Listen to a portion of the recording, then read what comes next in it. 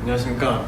도시재생 뉴딜 사업의 성과평가를 위한 지표체계 구축 연구를 발표하게 된 송경익입니다. 목차는 다음과 같습니다.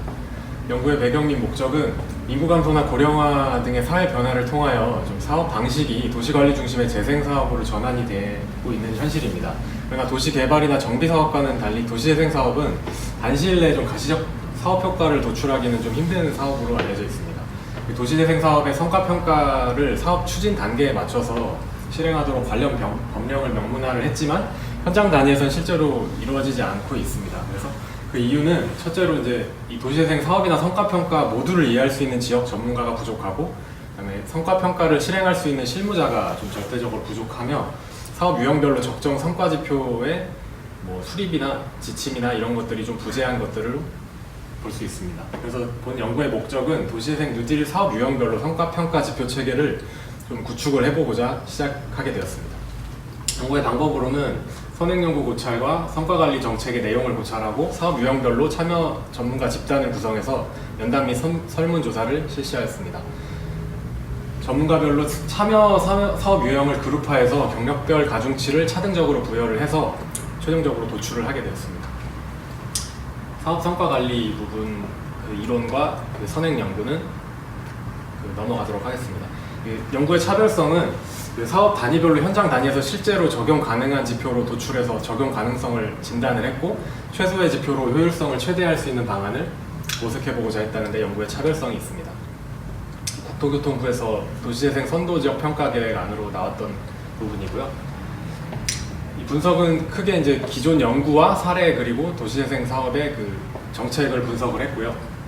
그 다음에 그 전문가 그룹을 선정한 후에 전문가 의견 수렴 및 사업 유형별 모니터링의 중요도를 평가를 하면서 필수 선택 후보 이렇게 지표군으로 3개로 선별을 했습니다.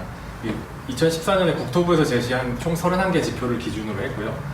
이 그룹을 1그룹, 2그룹으로 나눠서 이 도시재생 사업이나 모니터링 관련 연구에 직접 참여한 연구자, 그리고 2그룹은 도시재생 활성화 계획 수립이나 사업 진행에 직접 참여한 실무자를 대상으로 설문을 진행을 하였습니다. 이 분석의 전제 조건으로 1, 2차 분석으로 나뉘는데요. 1차 분석에서는 가중치를 미반영한 상태로 7점 리커트 척도로 분석을 했고요. 2차 분석에서는 경력이나 사업 참여 유형별로 차등 가중치를 부여를 해서 분석을 하였습니다.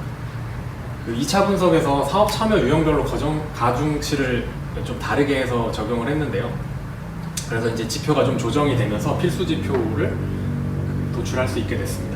근데 이제 각 해당 점수대에 이제 다수 인원이 선택한 지표로 이제 후보군이 들어가는데요. 근데 이제 그러다 보니까 그 약간 점수 평균의 순위와 불일치하는 경우가 좀 발생을 해서 좀 추가적으로 선정할 수 있는 보완 지표를 마련해서 적용을 해봤습니다. 그래서 우리 동네 살리기 사업 유형부터 보시면 우리 동네 살리기 유형의 그 사업 특성상 좀 사회 문화적이나 뭐 물리 환경적인 부분이 많이 도출이 됐고요. 이게 좀 가중치를 부여하다 보니 좀 줄어서 6개로 도출이 됐고, 주거지 지원형 또한 마찬가지로 이 주거 사회 문화적, 물리 환경적 지표들이 좀 많이 도출이 됐습니다. 그래서 지금 뭐 주민 참여 활동 현황이나 뭐 공가 폐가 호수 같은 이런 주거지와 그 밀접한 그런 그 요소들이 많이 도출이 되었습니다. 일반 근린형의 특징은 좀 약간 주거와 그 상업이 혼재되어 있는 특성에 따라서 좀 많은 지표들이 좀 도출이 됐는데요. 그래서 그래도 기존의 21개보다 그 가중치를 적용하면서 10개로 좀 줄여지면서 이렇게 도출이 되었습니다. 중심시가 지형 사업 유형부터는 약간 상업이 좀 더 올라가기 때문에 경제적 좀 지표들이 많이 도출이 됐고요. 이 지표군도 이제 가중치를 적용하면서 19개에서 12개로 이렇게 좀 추려지게 됐습니다. 경제기반형 또한 마찬가지로 경제적 지표가 좀 많이 도출이 됐는데요. 그 기존 12개, 18개에서 9개로 좀 축약해서 좀 도출이 되게 되었습니다. 이 좀 특징을 보시면 좀 매출액 및 종사자 수가 이 필수 지표군에 들어가진 않았는데 이 평균 점수가 그 선택 지표군, 필수 지표군의 평균보다 높기 때문에 좀 상위 지표로 조정하는 이런 특징을 볼 수 있습니다. 연구 결과를 요약하면 우리 동네 살리기와 주거지 지형 사업은 주민들의 생활 편의나 쾌적성을 좀 추구하는 생활 밀착형 지표들이 도출이 되었고요. 일반 근린형 사업은 주거와 골목 상권에 혼재된 좀 사업의 특성상 주민 생활 밀착형 지표랑 경제적 활성화를 측정할 수 있는 지표가 동시에 노출되었습니다. 중심시가 지원과 경제기반형은 상권 활력 증진이나 신경제 거점 형성과 같은 그런 사업 목표에 부합하는 지표들이 도출이 되었습니다. 이 연구의 활용 방안은 이 최소의 필수 지표들을 통해서 이 현장에서의 인력이나 예산의 한계를 좀 극복할 수 있는 그런 부분들이 좀 있을 것으로 기대가 되고요.